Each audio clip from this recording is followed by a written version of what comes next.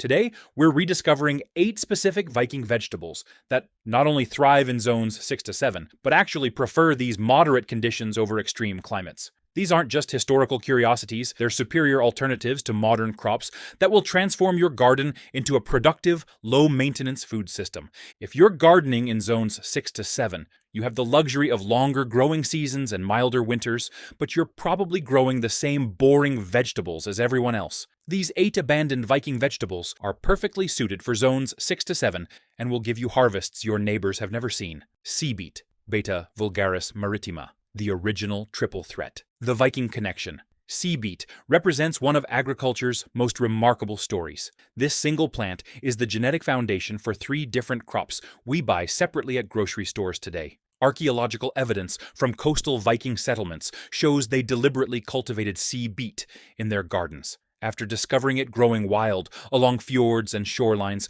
throughout Scandinavia and the North Atlantic islands. This wasn't just casual foraging. Vikings understood they had discovered something revolutionary. Sea beet provided them with beet roots, spinach-like leaves, and chard-like stems, all from one incredibly hardy plant that thrived in conditions that would kill most modern vegetables. Archaeological analysis of Viking settlement sites shows sea beet cultivation areas near other essential crops, indicating systematic agricultural planning rather than opportunistic gathering. What made sea beet absolutely extraordinary for Viking communities was its incredible adaptability and multiple harvest opportunities. While modern vegetables need perfect soil conditions, sea beet thrives in salty, sandy soil that would kill most garden plants. Vikings could grow nutritious greens right next to the ocean, where nothing else would survive, essentially turning marginal coastal land into productive food systems. The leaves are more nutritious than modern spinach, packed with minerals absorbed from sea spray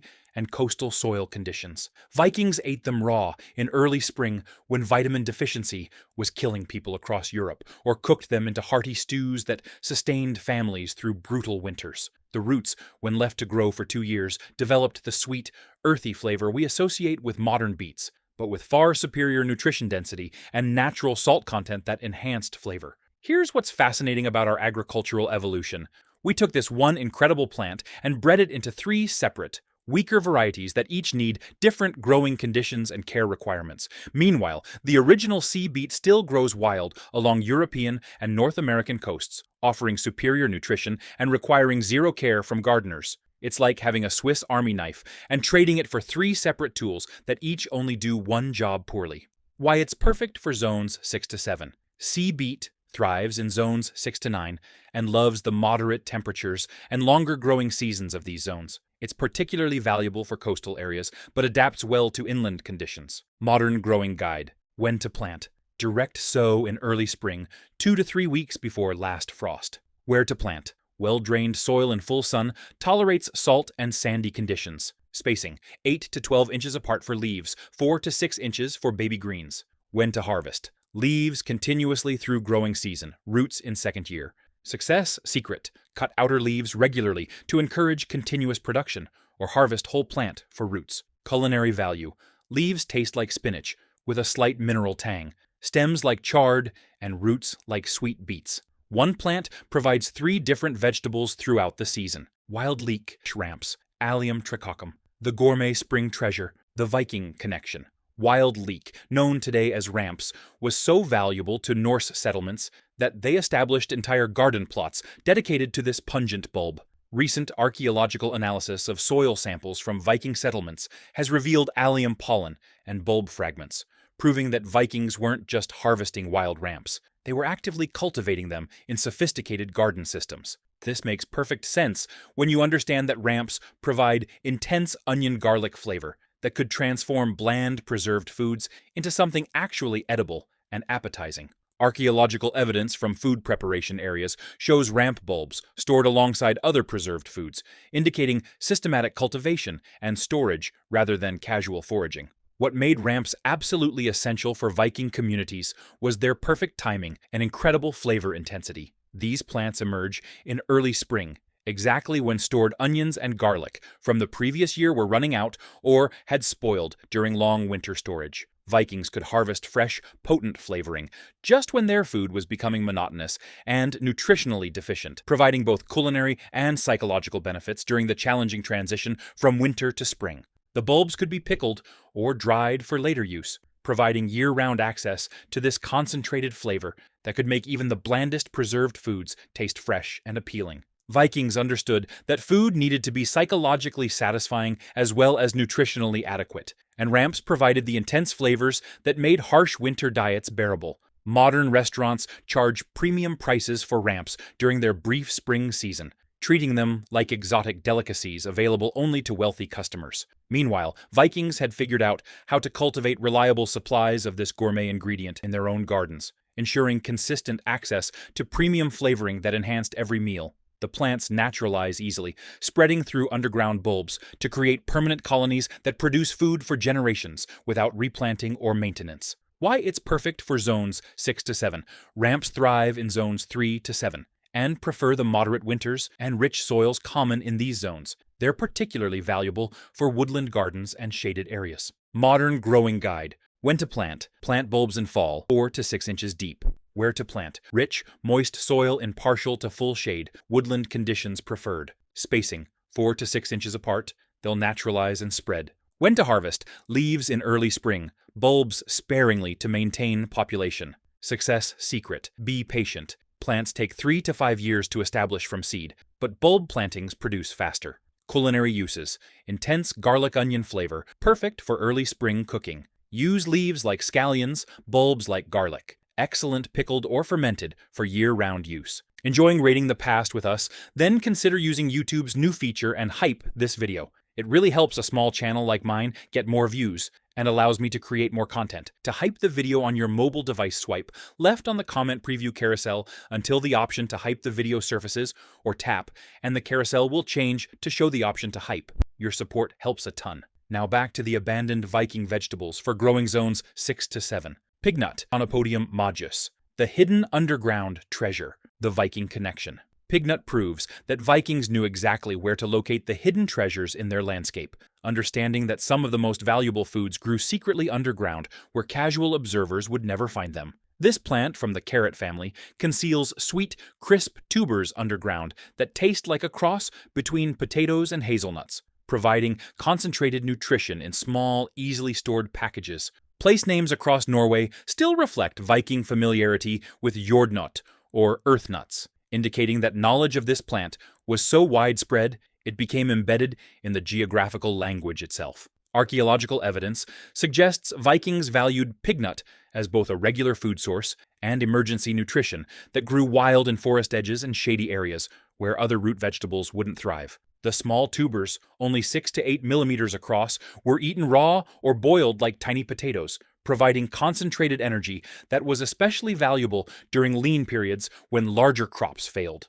18th century accounts note that Norwegian children were still digging up these sweet tubers as snacks, and during World War I, they were even used as almond substitutes in baking, proving that knowledge of pignut persisted in Scandinavian culture long after the Viking Age ended. What made pignut particularly valuable for Viking communities was its ability to thrive in marginal conditions that would challenge other crops. Vikings could harvest these nuts from woodland areas without dedicating prime agricultural land to their cultivation, essentially getting free food from spaces that weren't suitable for other vegetables. The plant provided concentrated nutrition from areas that would otherwise be unproductive. Archaeological analysis of Viking settlement sites shows evidence of systematic pignut harvesting, with specialized tools found near woodland areas that were likely used for digging these small tubers. This indicates that pignut collection was organized and deliberate rather than casual, suggesting Vikings understood the nutritional value and developed efficient harvesting techniques for this hidden food source. Why it's perfect for zones 6 to 7. Pignut thrives in zones 4 to 8 and prefers the rich, moist woodland soils common in these zones. It's particularly valuable for forest gardening and naturalized areas. Modern growing guide. When to plant. Sow fresh seeds in fall in their permanent location. Where to plant. Rich, moist soil in partial shade. Woodland edges preferred. Spacing. 6 to 8 inches apart. Difficult to transplant. When to harvest.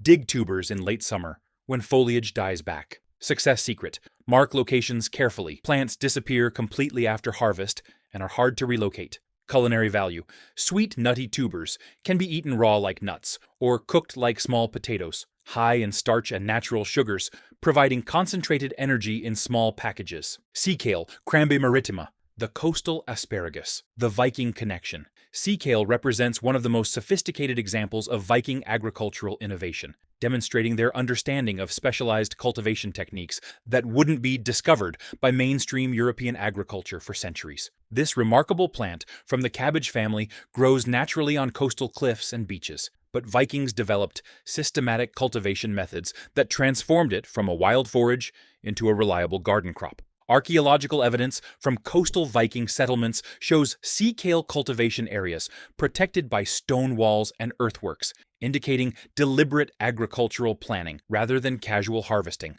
Vikings understood that sea kale required specific growing conditions and developed infrastructure to provide the drainage, protection, and soil conditions this plant needed to thrive in garden settings. What made sea kale absolutely revolutionary was its ability to provide fresh vegetables during the hunger gap of late winter and early spring, when stored foods were running low and nothing else was growing. The thick, fleshy shoots emerge early in spring and can be blanched like asparagus, providing tender, flavorful vegetables exactly when fresh nutrition was most desperately needed. Vikings developed sophisticated blanching techniques using sand, seaweed, and stone covers to produce tender white shoots that were considered delicacies. These methods were so advanced that when sea kale was rediscovered by English gardeners in the 18th century, they essentially copied Viking cultivation techniques that had been perfected centuries earlier. The plant is incredibly long-lived and productive, with individual plants providing harvests for decades once established. Vikings could plant sea kale once and have generations of reliable spring vegetables, making it an incredibly valuable long-term investment for communities that needed dependable food systems. The deep taproot also made it extremely drought-resistant, providing reliable harvests even during dry years when other crops failed. Why it's perfect for zones 6 to 7. Sea kale is hardy to zone 6 and thrives in the well-drained conditions and moderate temperatures of these zones. It's particularly valuable for coastal areas, but adapts well inland. Modern growing guide: when to plant. Plant root cuttings in spring or sow seeds in fall. Where to plant. Well-drained, sandy soil in full sun. Spacing 2 to 3 feet apart. Plants get large. When to harvest. Blanch shoots in late winter/early spring for tender stems. Success secret: mulch with sand or gravel for drainage. Blanch shoots with pots or sand for best flavor. Culinary uses: blanched shoots taste like asparagus with a slight cabbage flavor. Young leaves can also be cooked like cabbage. Excellent steamed, roasted, or grilled. Alexander's, Smyrnium olusatrum, the forgotten celery alternative. The Viking connection. Alexander's, also known as black lovage or horse parsley, was so important to Viking cuisine that it became one of the first plants they established in new settlements across the North Atlantic. This robust biennial from the carrot family provided Vikings with intense celery parsley flavor that could enhance any dish, making it absolutely essential for communities that needed to make preserved foods palatable throughout long winters. Archaeological evidence from Viking settlements in the Shetlands, Orkneys, and Iceland shows Alexander's cultivation areas near other essential herbs, indicating systematic agricultural planning. The plant was valued not just for its flavor, but for its incredible reliability. It self-seeds readily and can naturalize in areas where other herbs would struggle, essentially creating permanent food systems that required minimal maintenance. What made Alexander's truly remarkable for Viking communities was its multiple harvest opportunities and intense flavor profile. The young leaves provided parsley-like seasoning throughout the growing season. The stems could be eaten like celery when blanched. The flower buds were consumed like broccoli, and the seeds provided concentrated flavoring for winter storage. Vikings essentially had 4 different vegetables from one incredibly hardy plant. The plant's ability to thrive in coastal conditions made it perfect for Viking settlements that were often established in challenging maritime environments. Alexander's tolerates salt spray, sandy soil, and harsh winds that would kill more delicate herbs, providing reliable seasoning even in the most difficult growing conditions. Medieval records show that Alexander's was so valued it was deliberately planted in monastery gardens across northern Europe, with cultivation techniques passed down through generations of gardeners. The plant was considered superior to celery for both flavor and reliability, but gradually fell out of favor as trade routes brought exotic spices from distant lands. We abandoned this hardy, flavorful native for imported alternatives that couldn't match its nutritional value or growing reliability. Why, it's perfect for zones 6 to 7. Alexander's thrives in zones 6 to 9 and loves the moderate conditions and longer growing seasons of these zones. It's particularly valuable for coastal areas, but adapts well to inland gardens. Modern growing guide. When to plant. Direct sow seeds in fall for spring germination. Where to plant. Well-drained soil in full sun to partial shade tolerates poor conditions. Spacing. 12 to 18 inches apart. When to harvest. Young leaves throughout season, stems in spring, flower buds before opening, seeds when ripe. Success secret. Allow some plants to self-seed for continuous supply, harvest stems young for best flavor. Culinary value. Intense celery parsley flavor. Perfect for soups, stews, and sauces. All parts of the plant are edible and provide different flavors and textures. Fat hen, Chenopodium album, the self-seeding superfood. The Viking connection. Fat hen, also known as lamb's quarters, is essentially quinoa's European relative, and Viking settlement locations are filled with its seeds, proving this was a staple food rather than merely a backup during difficult times. Archaeological evidence indicates this plant was regularly consumed across Viking territories, with seeds discovered in food waste deposits and cooking areas throughout Scandinavia and Viking colonies. This fast-growing annual from the goosefoot family was one of the original superfoods, except it grew like a weed and required zero cultivation or care from gardeners. Vikings consumed the young shoots and leaves like spinach, harvesting them throughout the growing season for fresh greens that provided superior nutrition to most modern vegetables. The protein-rich seeds were ground into meal, providing high-quality nutrition that rivals modern quinoa in both protein content and amino acid profile. Recent research has demonstrated that fat hen contains more protein than cabbage, more iron than spinach, and more calcium than kale, making it a true superfood that Vikings had access to without any agricultural effort. The plant is exceptionally easy to grow, self-seeding, and producing abundant greens and seeds without any care from gardeners. It's basically a self-maintaining food system that volunteers to feed families year after year. What made fat hen absolutely essential for Viking survival was its incredible reliability and adaptability to harsh conditions. The plant thrives in disturbed soil, poor growing conditions, and variable weather that would challenge more delicate crops. Vikings could count on fat hen producing abundant food even in years when other crops failed due to drought, flooding, or unexpected weather patterns. Archaeological analysis shows fat hen seeds mixed with grains and other ingredients in food storage areas, indicating Vikings had developed sophisticated preparation methods that maximized the plant's nutritional benefits. The seeds were not just eaten raw, but were processed into flour, porridge, and fermented foods that could be stored for winter consumption. What makes this especially ironic is that fat hen is closely related to quinoa, which we now import from South America at premium prices, while calling this nutritious native plant a weed and trying to eliminate it with herbicides. Modern agriculture has declared fat hen a pest species, spraying chemicals to eliminate what Vikings considered a valuable food source that could feed families for generations with zero input or environmental impact. Why it's perfect for zones 6 to 7. Fat hen thrives in zones 3 to 9, and particularly loves the longer growing seasons available in zones 6 to 7. It can produce multiple generations per season in these favorable conditions. Modern growing guide. When to plant. Direct sow in spring after soil warms, succession plant every 3 weeks. Where to plant. Any soil type, full sun to partial shade, thrives in disturbed soil. Spacing. 6 to 8 inches apart, or broadcast for naturalized planting. When to harvest. Young leaves when 2 to 4 inches long. Seeds in late summer when dry and papery. Success secret. Allow some plants to self-seed for next year's crop. They'll volunteer everywhere. Nutritional comparison. More protein than spinach, more calcium than kale. Complete amino acid profile similar to quinoa. The seeds can be used exactly like quinoa in cooking. Good King Henry, Bletum bonus henricus. The perennial vegetable garden. The Viking connection. Good King Henry was the Vikings' version of a complete meal growing in one plant, representing the ultimate expression of efficient agriculture that maximized nutrition from minimal garden space. This perennial from the goosefoot family was called poor man's asparagus, but it was actually more nutritious than the expensive vegetables wealthy Europeans purchased from distant markets.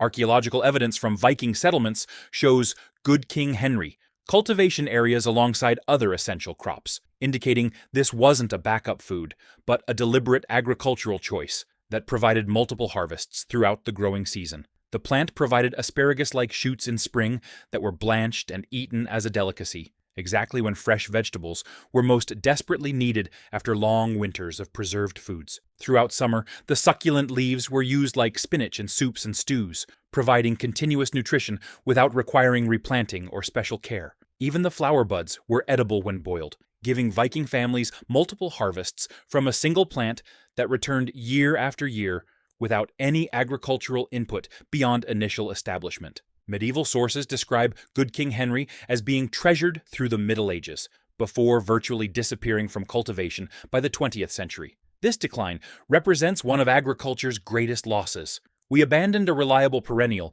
that provided 3 different vegetables for annual crops that need replanting every year, constant care, and perfect growing conditions. What made Good King Henry perfect for Viking settlements was that it returned every year without replanting and tolerated poor soil conditions that would challenge other vegetables. It was the ultimate low-maintenance gardener's dream: plant once and harvest for decades. In climates where the growing season might be shortened by unexpected weather, having reliable perennial food sources meant the difference between abundance and starvation. Recent studies have revealed that Good King Henry contains 3 times more omega-3 fatty acids than iceberg lettuce, and significant amounts of iron and vitamin C. Vikings were getting superior nutrition from a plant that required virtually no maintenance once established, while we struggle with annual vegetables that need replanting, perfect soil, and constant care every single growing season. Why it's perfect for zones 6 to 7. Good King Henry is hardy to zone 3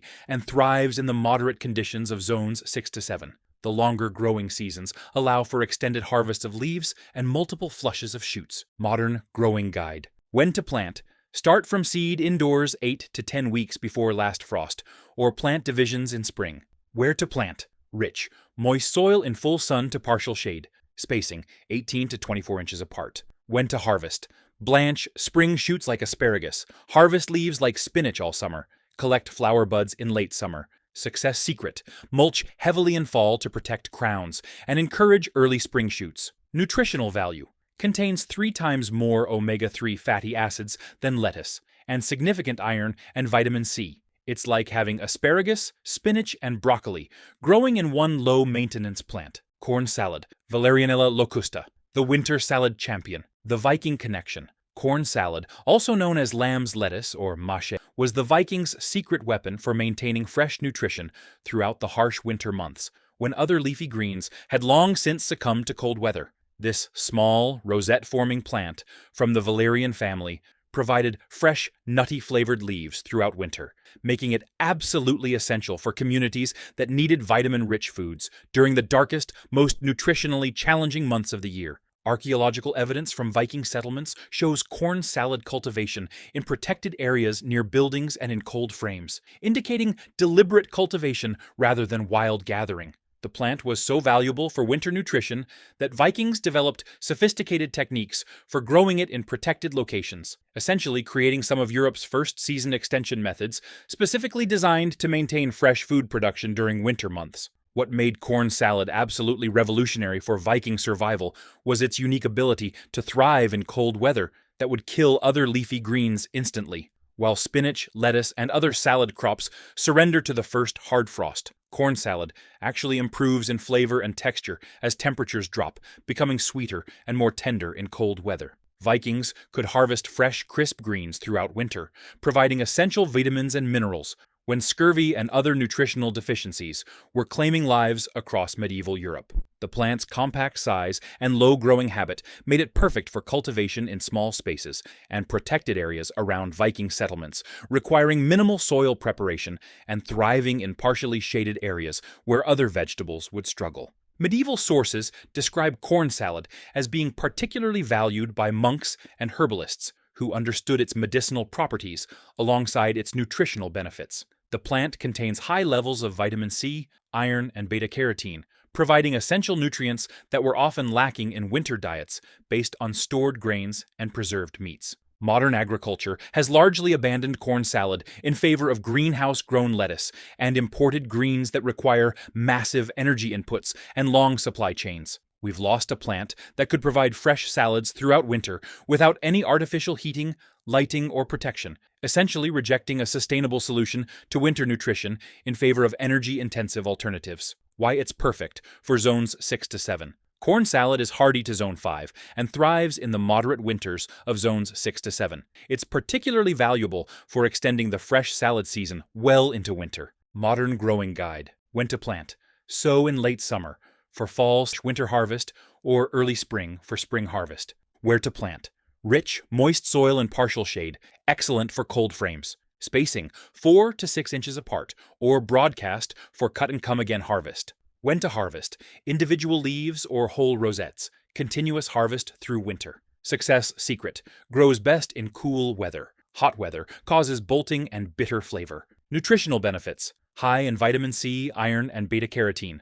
Mild, nutty flavor that's excellent in winter salads when other fresh greens aren't available. Modern zone 6 to 7. Growing strategies. Maximizing your extended season, zones 6 to 7 offer incredible opportunities that Vikings would have envied. You can grow food almost year-round with minimal protection. Use cold frames and row covers to extend both ends of the season, allowing for winter harvests of hardy crops like corn salad and early spring starts of warm season plants. Succession planting systems. Take advantage of your longer growing season by implementing sophisticated succession planting schedules. Plant fast-growing crops like fat hen every 2 to 3 weeks for continuous harvest, while establishing perennials like Good King Henry and sea kale for long-term production. Soil building for perennials. Many of these Viking vegetables are perennials that will occupy the same space for decades. Invest in serious soil building with compost, aged manure, and organic matter to create the rich, well-drained conditions these plants prefer. Natural pest management. These heritage varieties often have better natural pest resistance than modern crops, but companion planting and encouraging beneficial insects will help maintain healthy garden ecosystems without chemical inputs. These 8 abandoned Viking vegetables aren't just historical curiosities, they're superior alternatives to modern crops that solve real gardening challenges while providing exceptional nutrition and flavor. What's remarkable is how perfectly adapted these plants are to zones 6 to 7 conditions, offering extended harvests, perennial production, and low-maintenance growing that modern vegetables can't match. Start with 1 or 2 varieties that appeal to you most, perhaps the versatile sea beet or the reliable Good King Henry. Your moderate climate is perfect for rediscovering these ancient treasures. Subscribe for more forgotten agricultural wisdom and tell me which Viking vegetable you're most excited to grow.